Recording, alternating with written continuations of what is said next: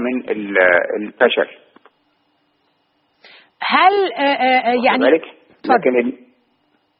اتفضل. اتفضلي. لا انا كنت عايز اسالك ان دايما حلمك الاساسي هو كان الاتصالات، هل غير نجيب ساويرس احلامه من مجال الاتصالات بعد ما باع اخر يعني حصه ليه في موبينيل واصبح الاهتمام اكثر بمجال الاعلام؟ هو الحقيقه مجال الاتصالات النهارده اصبح تقريبا يعني منتهي. مساله انت دايما تسالي نفسك، هو الواحد بيروح في مجال بيروح في مجال عشان يكون نوع من القيمه، واخده بالك ازاي؟ يعني يخلق قيمه جديده او يخلق اضافه.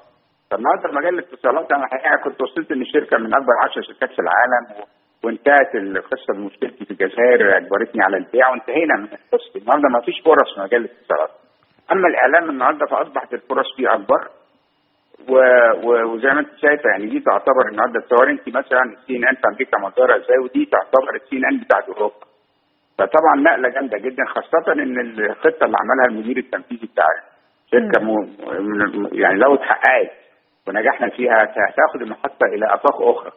لو راحت افاق اخرى هصبح انا القيمه بتاعتها تتغير تماما عن ما انا ما دخلت.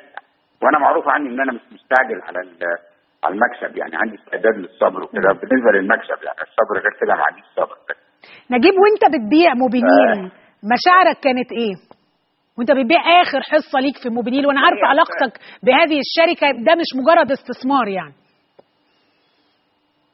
لا هي الحقيقه بصي، انا من يوم ما يعني خسرت التحكيم والاداره بقت تبع الجانب الفرنسي، اصبحت حاسس ان انا غريب في بيتي، يعني واخد بالك ازاي؟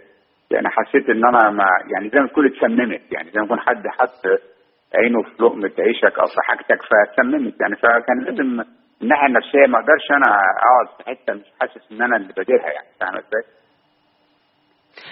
كنت قلت لنا انك هتستثمر في مصر 4 مليار جنيه، يعني اين هذه الاستثمارات؟ لا انا عملت تقريبا حوالي مليار منهم، بس انا ما اعلناش عنها، لكن جزء منها في المجال العقاري، جزء في مصنع سكر عملنا فيه خط تاني بحوالي 600 مليون. وان شاء الله في المؤتمر الاقتصادي هيبقى فيه اعلان عن مشروع جديد في مجال الطاقه بحوالي مليار. يعني الريل يعني يمكن مليار بس لسه ما عملتوش يعني. انت احد المتحدثين الرئيسيين اعتقد. اتفضل.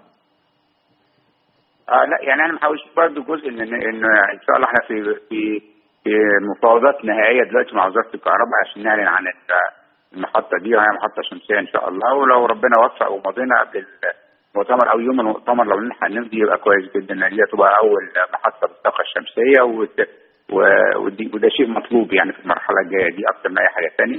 في الخط الثاني اللي قلت لك عليه بتاع مصنع السكر، وفي مشروع عقاري عملناه، غير ان انا ايضا ما زلت في قطاع الاتصالات برضو، يعني ببص على حاجات في هذا المجال، ومجال في مجال ايضا مجال جديد بنفكر نخش فيه اللي هو مجال النقل.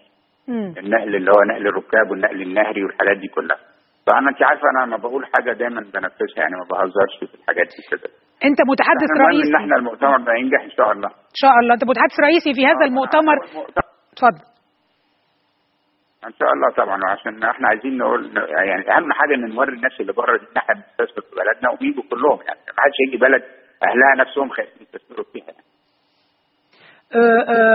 لو نقلتك على الانتخابات، وده اخر سؤال، متوقع المصريين الاحرار ياخد مقاعد قد ايه في الانتخابات القادمه؟ يعني الاول بس نشوف في انتخابات ولا لا، لان يعني بصراحه الحكايه دي بتاعت المحكمه وكده شدت نفسنا كلنا. وبكره عندي مقال انا في الاخبار كاتبها عن الموضوع ده، ان يعني ده نوع من برضه من مظاهر الفشل اللي عندنا، ان احنا مش عارفين حتى لا نوضب ماتشات ولا ننظم مرورنا ولا نعمل انتخابات، وكل حاجه نعملها كده تبقى فيها عكس بتاع. ما نقدرش نلوم الحكومه وبس، يعني احنا كشعب برضه لازم نصحى شويه ونشوف ايه اللي بيحصل ده. لكن طبعا انا مش عايز اتكلم على فرص المصريين الاحرار قبل ما اعرف فيه انتخابات ولا مش انتخابات، يعني تعبنا من الموضوع ده بصراحه. عندك توقعات ان المؤتمر الاقتصادي يعني هيكون فيه اعلان عن استثمارات ضخمه سواء من دول اجنبيه ودول عربيه؟ شوفي طبعا هو اهم من الاعلان عن الاستثمارات في 3 حاجات لازم تتحقق في المؤتمر ده. اولا نعرف وجه المسانده العربيه والخليجيه دي نهايتها ايه بالظبط؟ لانها مش قادروا يساعدونا على طول، فاحنا عايزين نعرف المساعده الاخيره دي حجمها قد ايه، لان مطلوب جزء مهم جدا في المرحله الجايه دي ان يبقى عندنا يعني زي ما تقول نفس ان احنا نطبق الخطه الاقتصاديه بتاعتنا، وده محتاج حوالي من 10 ل 20 مليار دولار على الاقل. نمره 2 ان نعيد الضوء، نسلط الضوء على مصر كمكان ممكن تستثمري فيه من غير كل القرف والمشاكل اللي بتحصل والبيروقراطيه اللي كانت عندنا والمسائل بتاعت التحقيقات والكلام اللي حصل في الاربع سنين اللي فاتت كلها اللي طفش الناس كلها.